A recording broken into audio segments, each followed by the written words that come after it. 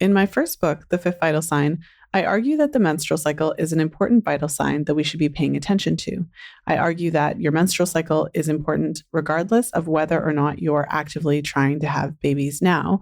And I also argue that charting your cycle using fertility awareness method tools is an essential step in truly understanding what's happening in your menstrual cycle. If you haven't grabbed a copy of The Fifth Vital Sign, you can read the first chapter for free over at thefifthvitalsignbook.com. And did you know that you can listen to The Fifth Vital Sign for free when you sign up for a 30-day trial with Audible? Head over to fertilityfriday.com/audible for details. That's fertilityfriday.com/audible. This is the Fertility Friday podcast, episode number 550.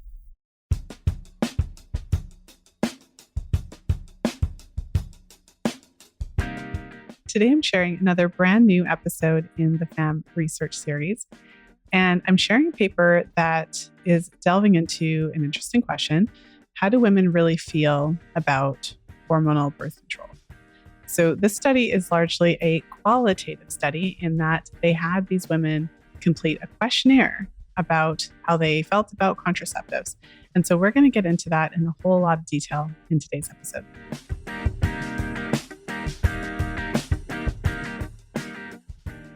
The title of the study that we're going to be getting into today is called Contraception Use and Attitudes, Women's Concerns Regarding Hormonal Contraception and Copper Intrauterine Devices. So the researchers were specifically looking at how women are feeling about contraception, as well as the copper IUD in particular.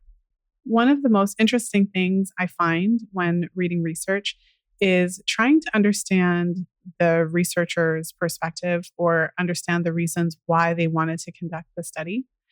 And we'll talk about that as we go through the paper. But essentially, overall, it seems as though the researchers wanted to have a better understanding of the women in particular who have concerns about contraception. So they are wanting to identify how prevalent is it, how many women have concerns about contraception. And they also want to find out a little bit more about those women in particular. And for any of you who have read The Fifth Vital Sign or who have listened to one of the past research series episodes, I will make sure to link it to today's show, where we went into a similar study, a study where the researchers specifically wanted to find out what percentage of women had side effects. And the reason they wanted to do it is because they wanted to understand the characteristics of the women who were complaining about the pill. And I always find this kind of research area very interesting because, of course, the researchers are looking at, okay, so who are the women that are complaining about the pill or concerned about the pill in this case? So it's a little bit different because they're asking women more so their concerns about it. But then they're also wanting to know the characteristics. And it's not so that it can help them to better understand the side effects of the pill and look into potentially improving the formulations or anything like that. So that's not the goal here. The goal here is to identify the characteristics of the women who are either concerned or complaining about contraception so they can better understand them and find ways to better market to them. So that's one of the things that I always find interesting about these types of studies, because really they're doing these studies to help doctors better understand the issues that women might have with contraception so that they can better overcome their objections. So the question of whether their concerns are valid or whether they have had negative impacts of these contraceptive methods is not necessarily a consideration at all. It's kind of just like, who's complaining? And what does that tell us about them? And how can that affect the way that we present the same stuff to them? So we'll get into that a little bit more, but I always find that to be really interesting because it's definitely not in our heads as women when we feel as though our concerns are being minimized or that we're not being listened to or that when we're told that these kind of thoughts and concerns and feelings and experiences are in our head. It's really not in our head because it's quite clear, even when you read research, how prevalent it is that even though these women are telling the researchers like, hey, I have these concerns, these are the issues that I have with contraception, or these are some of my hesitations, they're not being taken as legitimate issues. They're kind of being taken as like, well, this is just preventing them from using the most effective methods of birth control. So that was a bit of a preamble, but it does kind of set the stage for what we're going to talk about. So back to the study. This study was actually done in Sweden. And so the population that they surveyed in this study is a population of Swedish women. And there was a couple of interesting things that the researchers shared just to kind of set the stage. They were saying that in Sweden, contraceptives are subsidized and contraceptive counseling is free of charge to all women 25 or younger. So they're kind of letting the readers know that women who are under 25 have kind of free access to contraception and to this information. And also they said that the majority of contraceptive counseling in Sweden is done by midwives. So often when women are going for questions about contraceptives or things like that, they were saying that approximately 80% of contraceptive counseling is done by midwives. So these were essentially women who were seeking information about contraceptives or other related health issues or situations. And they were attending these various clinics that they had selected. And when they were attending these clinics, they would have these women complete the surveys. And based on that information, they were able to derive the data for this study. The women who completed the study, there was 212 in total. They were between ages 17 and 50 with an average age of about 30 years old. And most of them were in a stable relationship and about 25% had children. So that kind of gives you the background. There were 3 main objectives that the researchers put forward that they were looking to learn more about during the study. One was to estimate how prevalent contraceptive use is among women. They wanted to specifically look at the concerns that women were expressing around hormonal contraceptives and the copper IUD. And then they wanted to determine the characteristics of the women who had concerns. In terms of the prevalence of contraceptive use, broken down by type of contraceptive, there was nothing really surprising about how it kind of played out. So the highest percentage of women who completed the survey used combined oral contraceptive pills, which is the most common type. So about 25% of women were using a pill. About 22% were using the hormonal IUD. Only about 6% were using the copper IUD. About 18% used condoms. 16% reported not using any contraceptives. And about 11% reported using withdrawal. The percentage of women reporting using either no contraceptives or using withdrawal or other methods. There were other methods that were listed, including sterilization, which was only used by 1% or reported by 1%, and a fertility monitor device, which had a very small percentage, as well as what they called safe periods. So all of these contraceptive methods, essentially, so some sort of fertility awareness based, but they weren't looking at fertility awareness based methods in particular. So anybody who said that they were using a charting app or tracking their cycle or something would have been thrown into one of these categories. But essentially, anybody who fell into that umbrella of no contraception, withdrawal, or any type of fertility awareness cycle-based tracking were thrown into a category. And the comment by the researcher on this was, in this sample, as many as 1/4 of women reported no use or use of what they termed ineffective methods at the most recent intercourse. And they went on to just talk about how essentially these women who fall into that category, they have an unmet need for contraception. And so the researchers are kind of looking at this as a problem. Anyone who's not on a hormonal birth control method, that's a problem if they're not using condoms, I suppose. But anyone who otherwise is not using a hormonal method is essentially like a candidate for a hormonal method. At least that's the general kind of perspective that you get when you're reading the study.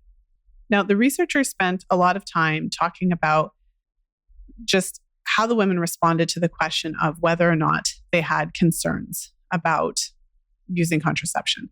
So overall, about 41% of the women surveyed expressed that they did have some concerns about using hormonal contraception.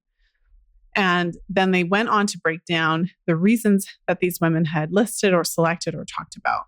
The most common concern, of course, was side effects. And the category was side effects not specified. So basically, anything related to side effects would be put into that category.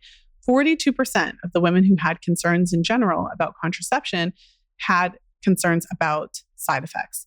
So that was the biggest category. The second largest category was fear of hormones, is how they termed it. So that's how they wrote it down. But essentially, the most common issue or concern about contraception was related to side effects. The second most common was related to the exposure to hormones and the potential effects of those hormones. The third was mood changes.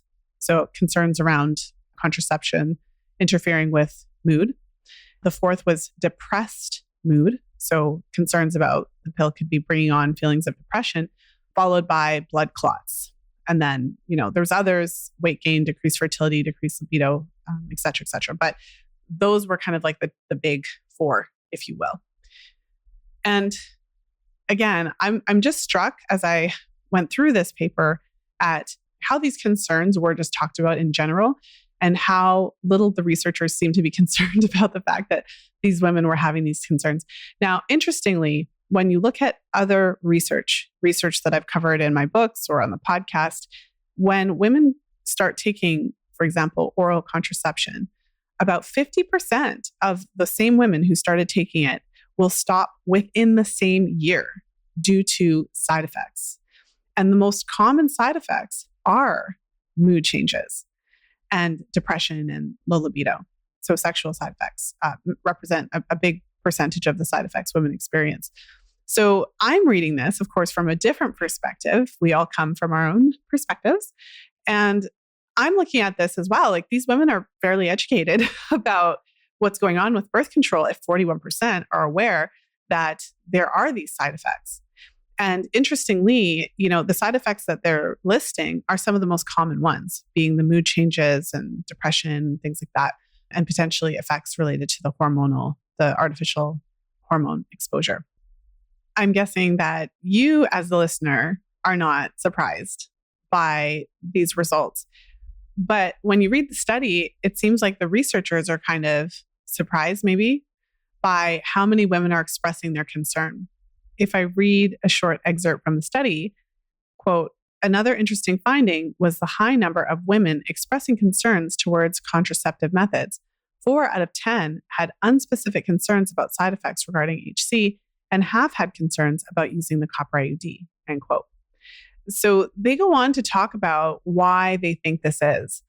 And they are talking about how even 10 years ago, far fewer women had concerns about contraceptives. So they're saying 10 years ago, similar research was showing only about 3 out of 10 women expressed concerns about contraceptives, whereas now they're showing 4 out of 10. So an increase of 10%, pretty significant.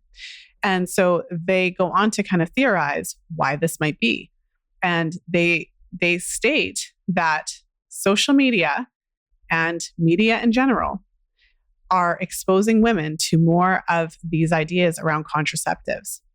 They say specifically, quote, "In Sweden, social influencers often recommend natural family planning, such as fertility-based methods, over hormonal contraceptives, and digital fertility applications are positively advertised as hormone-free alternatives that enhance reproductive anatomy among users." They also talk specifically about social media and the concept of influencers sharing their experiences with contraceptives and that having an impact on women and how they perceive contraception. Now, they're not necessarily saying that it's negative, but maybe I'm just too sensitive, but I feel like there is this kind of dismissive, all these women are just talking about their issues and it's having an impact on how these methods are perceived.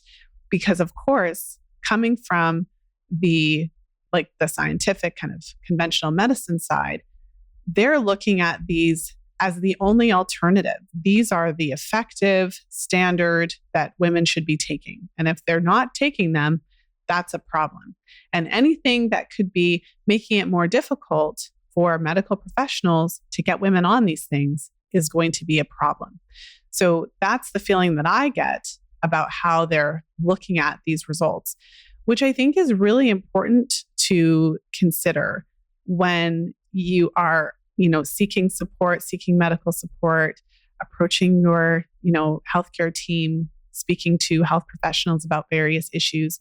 The system itself is coming from this perspective of this is the standard, this is what we do, and anything that you suggest or want to do outside of that standard is often met with even just some pushback, all the way up until outright kind of rudeness and doctors laughing at you for wanting to use fertility awareness, or really heavily discouraging you because anything outside of these hormonal accepted methods for contraception are really considered to be ineffective and kind of like a stupid thing that you're doing because you're being influenced by social media, that kind of thing. And of course, nowhere in that discourse is it even acknowledged that maybe now that we have access to various social media channels and we can actually, women, now we actually have a voice. Who gave me a microphone, right? But now we actually have the ability to publicly share our experiences on these contraceptives with these various different devices, with these various medications that we've been taking. So now that we actually have a platform to share what's actually happening behind the scenes, women are getting wind of it and having concerns about it, as they should. We should be concerned about the side effects related to contraception. It doesn't mean no one should ever use contraception, but it means we should all be aware of all of the side effects that women experience on this. We should be privy to the experiences that women have had, even if it's through social media. We should be allowed to hear what other people have experienced, to see what the research is showing, so that we can make an informed choice. But again, the general kind of feeling that you're getting here is like, ooh, this is a problem. All these women are talking now, and it's making it harder for the medical professionals to prescribe. So they give some examples, just a very short kind of excerpt of some of the statements that the women made. So although this study doesn't go into a ton of examples in terms of qualitative data, like in terms of the actual words that women were using to describe their experience, in the survey that they completed, they did have multiple choice questions, but they also did have open-ended questions. So they did give a couple of examples of what women were saying about their concerns. So for example, the question, do you have concerns about using contraception, hormonal contraceptives? If yes, why? They gave a kind of general example of some of the responses that they would get.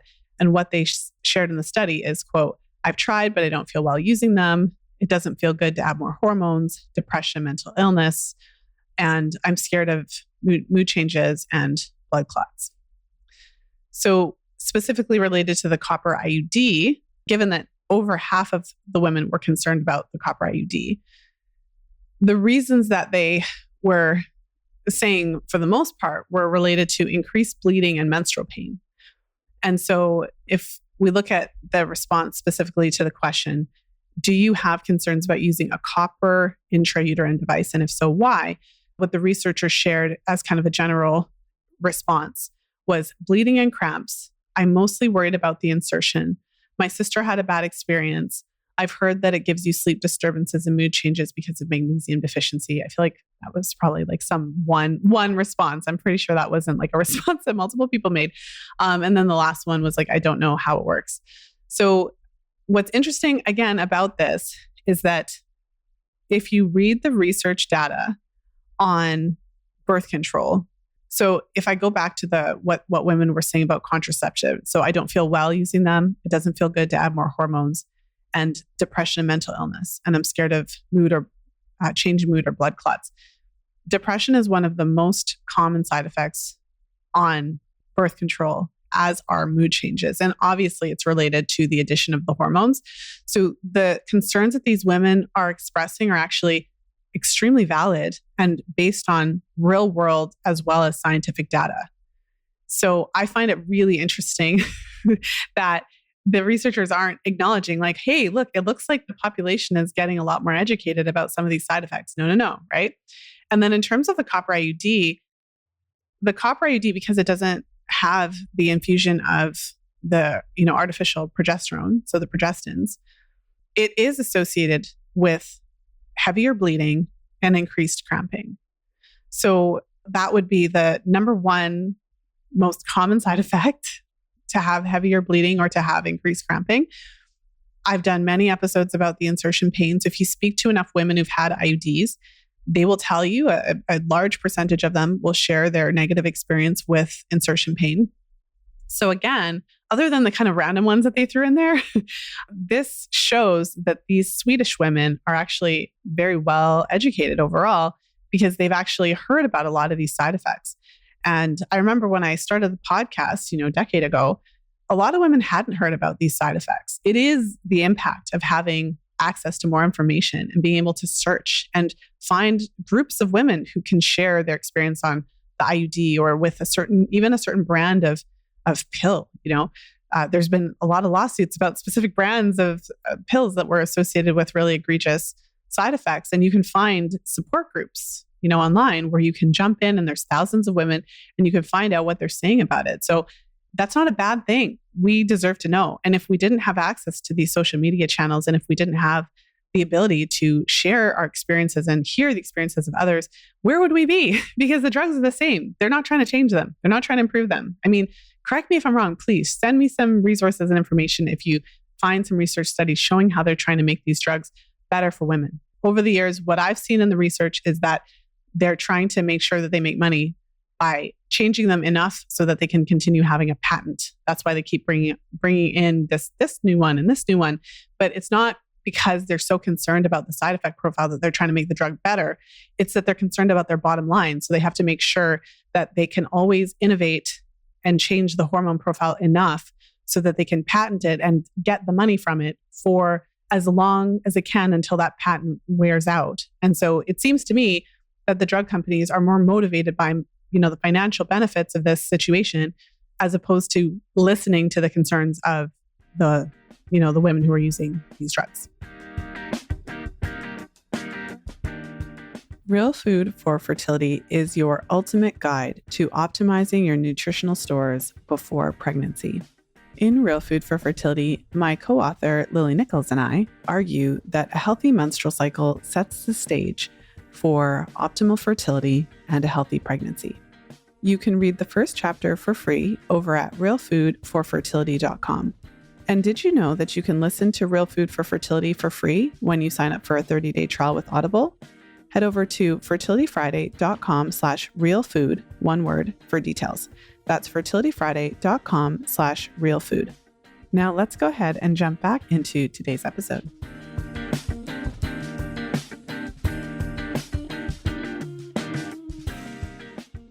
Now, it might seem like I'm being extremely one-sided, which, there's some validity to that. Like I said, I'm not going to pretend like I'm not coming into the research with my own perspective, obviously.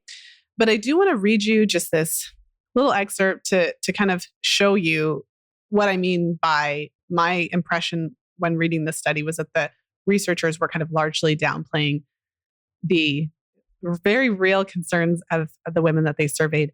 So, quote, after unspecified side effects, adverse mood symptoms was the most commonly mentioned reason for concerns about hormonal contraception, which is being supported by previous research. Adverse mood symptoms as a main reason for cessation have become more prevalent over time, possibly due to increased stress and anxiety in society in general. Another explanation could be that acceptance of side effects, including adverse mood symptoms, has decreased, and that higher awareness has led to increasing concerns and a lowered threshold for cessation. So, okay, rewind that back if you want to hear that again, because I know it's kind of wordy because it's research land, how they're talking. But basically what they're saying is that they're seeing this trend And that's why they're doing these studies. They're doing these studies because they're seeing this trend that more women are expressing their concerns. Doctors are having a harder time getting women to take this stuff because they're getting more pushback generally in their offices. And they're having to now contend with these complaints because women are saying, I don't like the mood stuff. It's making me feel depressed. It's making me feel anxious. It's giving me anxiety. It's causing me to have these problems. I'm having panic attacks and I never had them before I started taking this medication. So they're having to contend with what these women are actually saying about their experiences. But what's interesting is he says, maybe this is happening because of increased stress and anxiety in society in general. Like maybe the world is just more stressful. Like it boggles the mind. Like he's not saying like maybe there's actually side effects that cause these, maybe the drug is actually causing these side effects, right? Like that's not what's said. What's said is like, maybe there's just an increase in stress and anxiety in general, overall in the world. And I mean, while that could be true, sure. I mean, the world is a crazy place, obviously. Like there definitely is always a lot of stuff going on. So I'm not totally discounting the fact that our world is kind of nutty. But at the end of the day, this is a researcher with the capacity to study research around contraceptives and determine that there is clearly evidence that supports these side effects. So anyways, it just blows my mind that all these women are complaining and no one's listening. And like, instead of thinking, even just the thought slipping into your mind of like, well, maybe these women are complaining because there's a real problem, right? Like maybe there's actually an issue. Instead of that, it's like, oh, well, maybe there's a problem with society in general. Or maybe, he did have a little bit of insight here because he says, maybe women are actually less open to accepting side effects than they used to be. So when he says another explanation could be that acceptance of side effects, including adverse mood symptoms, has decreased, they're saying, okay, so back then, like to said in another way, like back in the day when women weren't talking to each other, when we didn't have social media, when you couldn't just search online and find 3,000 women who've taken the same drug as you to see what they're saying about it in a support group, you probably had the same side effects, but you probably just were less likely to do anything about it. You probably were less likely to kind of put up a stink and ask your doctor for another option. As time progresses, it's really interesting to me to think back to, when I graduated from high school in the year 2000 and how different things are almost 25 years later. Back in the day, when I was growing up, I didn't grow up with the internet. The internet was newer when I was in high school. And so, and it wasn't like how it is now. So you couldn't just go online and search anything you wanted and find out information about it. You couldn't just find your own little tribe of people that was just like you having the same experience, whatever, and kind of find out what they were saying. So if you had an issue, you were much more likely to be dismissed by your professional because of this stereotypical gender stuff. But you were also less likely to have that confidence that, wait a minute, no, this is not in my head. Because obviously there's some people that are just strong in general and they would have been fighting this back in the day. And that's why we have all this information now. But the average woman, you just think you're alone. You think everyone else is fine. If women aren't talking about their experiences with birth control, you assume that everyone else is completely fine and you're the crazy one that's having these depressive symptoms and panic attacks and anxiety and low libido and whatever. You just think it's just you. But now it's not like that. So the comment about like, maybe we're just less willing to accept side effects now is a good comment. We shouldn't be. We should be a lot less willing to tolerate side effects. I think also what's really different about the world now is we have a lot of options. There's so many options for everything. There's options if you want siding on your house, you can get like a gajillion different kinds. Like we got this siding on our previous house that looked like brick, even though it wasn't brick. Like I'm just giving that as a silly example, but like you have so many options now. So I think young women now, if something doesn't work for them, why would they continue? You just search online and find other options. So I feel like we are in a different time. I don't know if the researchers are saying it just objectively as a statement, whether it's positive or negative. I don't know that they're saying this is a positive thing or this is a negative thing, but I certainly look at it as a positive thing. We shouldn't be willing to accept side effects and just tolerate it and deal with it. We should feel comfortable and confident pushing back and expressing concerns about it and switching to a different formulation if the one that we're using isn't working. And we should have the right to learn about what they would term ineffective methods, right? Obviously, I wouldn't term fertility awareness-based methods as ineffective, but we should have the right to learn about them and know that there are options, because there are women out there who are going to choose the non-hormonal route to avoid the hormones. But if you were to read the study, you might be under the impression that that's a dumb choice, that it's not an intelligent decision, that only uninformed women are scared of hormones because they've listened to social media influencers who, obviously don't know what they're talking about. And anybody who isn't using hormonal contraceptives has an unmet need for them. Now, of course, my language is definitely a little bit hyperbole here. So I'm being a little bit sarcastic, obviously. So, don't freak out around that. But ultimately, I always find it interesting when I read papers like this. And again, it gives you really good insight into how our system is designed and why it's so difficult for women to get support. So when I'm working with clients, when I'm working with our practitioners, the number of times that I have to hear stories about women who have sometimes quite obvious signs of a particular, menstrual issue or something like that, who have to go to, 5, 6, 7 doctors to be listened to, who had to struggle with issues for, 10, 15 years before someone took them seriously. For women to be outright laughed at or dismissed or told that it's in their head or told that it can't be that bad, or they have side effects related to contraceptives and they're told it couldn't be related to that. And the amount of times that we're dismissed. So we should be sensitive to the research and how these questions are looked at in the research, because that helps us to understand why we are getting those types of reactions. So papers like this, and it's so funny because I'm reading into the paper in this way. Obviously, the paper, it was an interesting paper, but I was slightly irritated, obviously, by the way they were talking about it, because I just felt like it was so dismissive. But it really does validate how we experience medical care as women. It's just taken for granted that the concerns aren't valid. Like it's just looked at as just this obstacle to get over. And it's just nowhere in this paper are the concerns taken seriously whatsoever. And the paper isn't about that. So arguably you could say, okay, well, that's not what they were studying.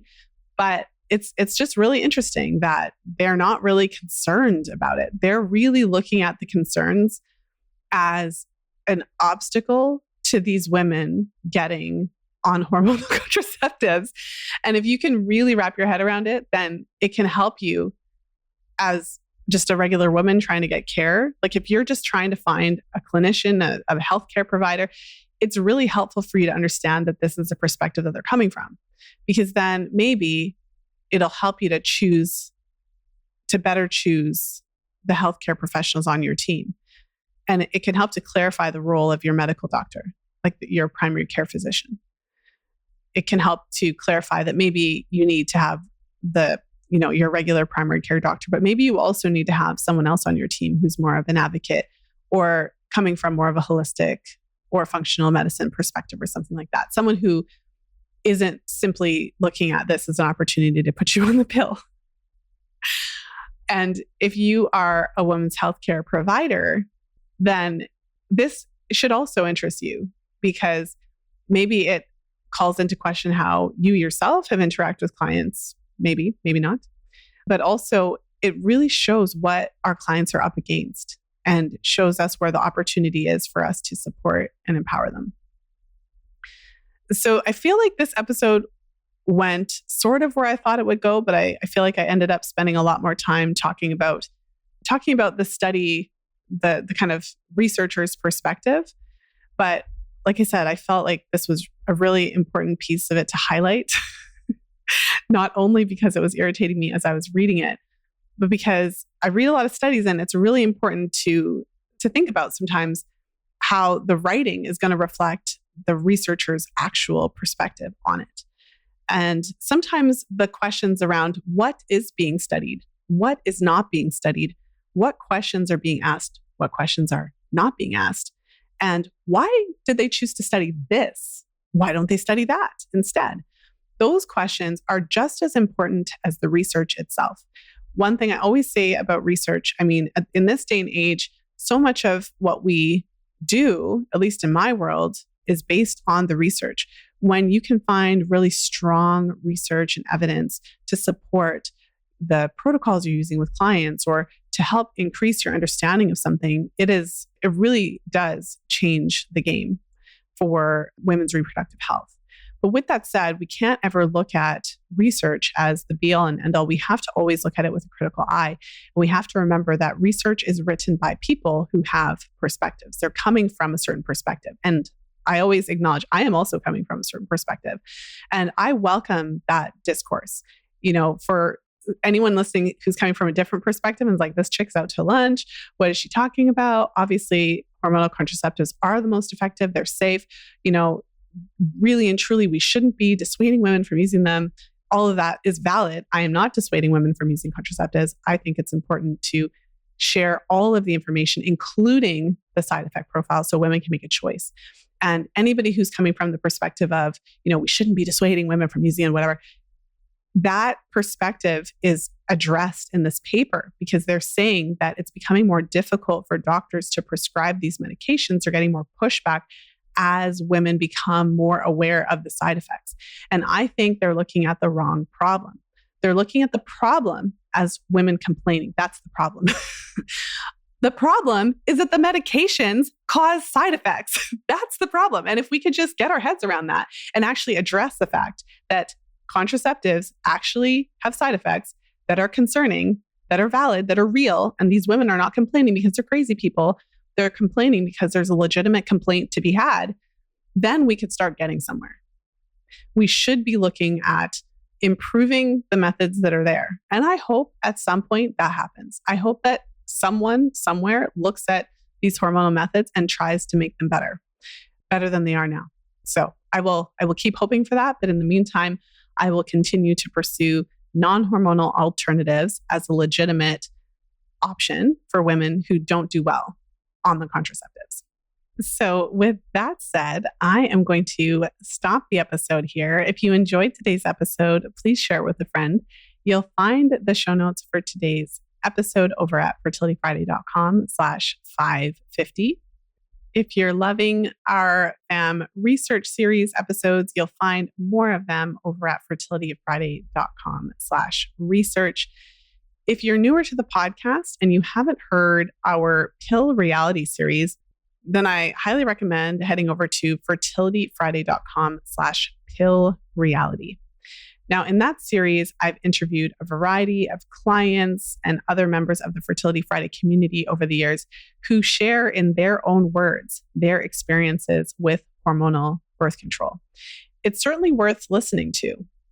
And this is what makes me part of the problem, according to these researchers, right? Someone on social media daring to share the actual lived experiences of women on birth control. God forbid we actually learn about what these things are doing to our bodies. But I think there's nothing more powerful than women sharing their own experiences in their own words about what happened to them when they took hormonal contraceptives, so that we can just hear it. We should be able to talk about it. We should be able to share our experiences. We need to be able to learn from them. Ultimately, many women's experience in the medical field or the medical world, I should say, it's not always a great experience. A lot of us have had very negative experiences in our interactions with health professionals. It's not to say we haven't also had positive experiences. I've had many positive experiences with health professionals. It's just that often we have to go through many health professionals to get to that good experience with that person. And so I think that it's so important for us to continue to share those experiences. So fertilityfriday.com/pill reality, if you have not tuned in to some of those episodes, it's just, like I said, a great way to hear what women are actually saying about their experiences on contraception. So with that said, I hope you have a wonderful weekend, whenever you're tuning into the show. And of course, as always, until next time, be well and happy charting. And that's a wrap. If you're loving the Fertility Friday podcast, then I know you'll love FAMM, our Fertility Awareness Mastery Mentorship Certification Program. It's a 9-month program designed to teach you how to use the menstrual cycle as a diagnostic tool in your women's health practice. The menstrual cycle is the missing piece you've been looking for to better support your clients to balance hormones, normalize their cycles, and optimize their fertility. When you join FAMM, I pull back the curtain and share advanced chart interpretation strategies and specialized client protocols that will completely transform your practice. Enrollment for FAMM is opening up again in a few months. Head over to fertilityfriday.com/FAMMlive to join the waiting list and be the first to know when early bird registration opens. That's fertilityfriday.com/FAMMlive.